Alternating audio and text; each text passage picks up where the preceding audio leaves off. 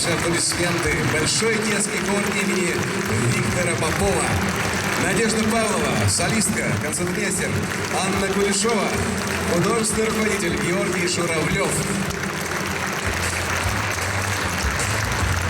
Ну давайте же наградим детей настоящими овациями. Ведь, согласитесь, пели они восхитительно, невероятно. И здесь, в павильоне «Космос», это звучит как-то по-особенному и обретает новый, уникальный, интересный смысл.